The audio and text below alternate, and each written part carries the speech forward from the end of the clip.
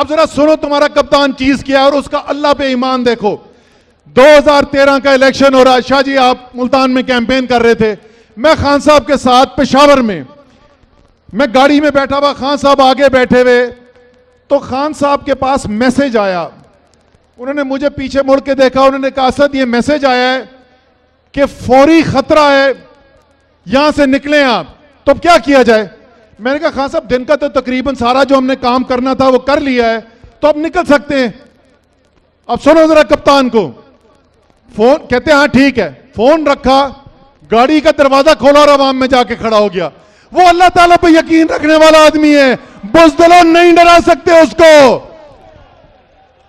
लेकिन ये यहां तक बात पहुंची कैसे?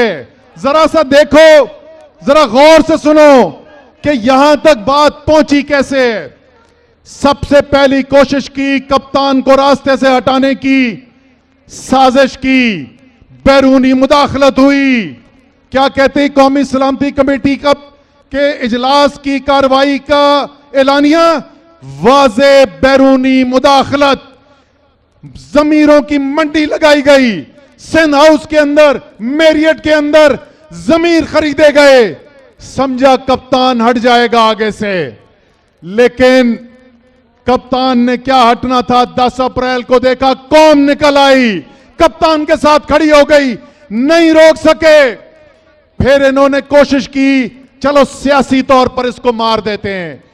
जुलाई 17 को पंजाब में इलेक्शन हुआ, 75% सीटें तहरीके इंसाफ ने जीती। कराची में इलेक्शन हुआ, तहरीके इंसाफ सीट जीती। सवात में इलेक्शन हुआ, तहरीके इंसाफ जीती। उसके बाद 11 इलेक्शन होते हैं, 8 सीटें तहरीके इंसाफ जीतती है। ये इस नतीजे में पहुंचे कि खान को कानूनी सियासी तौर पर हरा नहीं सकते। ये मान गए अपनी हार कि सियासी मैदान में खान को शिकस्त नहीं हो सकती, क्योंकि कौम खान के साथ खड़ी हो गई। फिर इन्होंने कानूनी कोशिश की, कभी एक केस, कभी दूसरा केस, कभी FIR, कभी दहशतगर्दी का पर्चा, कभी इलेक्शन कमीशन की रिपोर्ट, कभी तौहीन अदालत, कभी तौहीन फौज का इल्जाम, कभी तौहीन मजहब का इल्जाम। हर कानूनी कोशिश की, नाकाम होते रहे, नाकाम होते रहे, नाकाम होते रहे।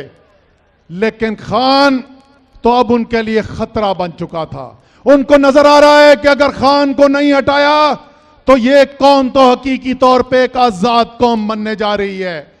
तो पहले अपनी साजिश के बावजूद नाकामी, फिर सियासी मैदान में नाकामी, फिर अदालत के अंदर नाकामी। फिर इन बुज़दिलों ने फैसला किया कि एक ही तरीका रह गया है, एक ही रास्ता रह गया है खान को रोकने का, और वो है कि उसकी जान ले ली जाए।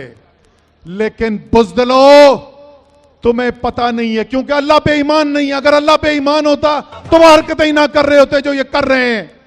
तुम्हें नहीं पता कि जान तुम्हारी हाथ में नहीं है, जान अल्लाह का फैसला है। अब उसमें भी नाकाम हो गए। लेकिन ये याद रखो, अब पाकिस्तान की हकीकी आजादी और इन बुज़दिलों के दरमियान सिर्फ खान खड़ा है और उसकी कौम साथ खड़ी है। आखिर में ये पूछने जा रहा हूं, इससे पहले कि शाह साहब को बुलाएं तकरीर के लिए, सवाल सिर्फ ये पूछने जा रहा हूं। पहले तो ये बता दूं, कप्तान नहीं पीछे हटने वाला, कप्तान खड़ा है। क्या कहते हैं, डट के खड़ा है। अब इमरान ठीक करेगा सब, कप्तान नया बनेगा पाकिस्तान। सवाल सिर्फ ये, आप खड़े रहोगे कि नहीं? खड़े हो, खड़े रहोगे? सुन लो बुज़दिलों, कप्तान भी खड़ी है, कौम भी खड़ी है, पाकिस्तान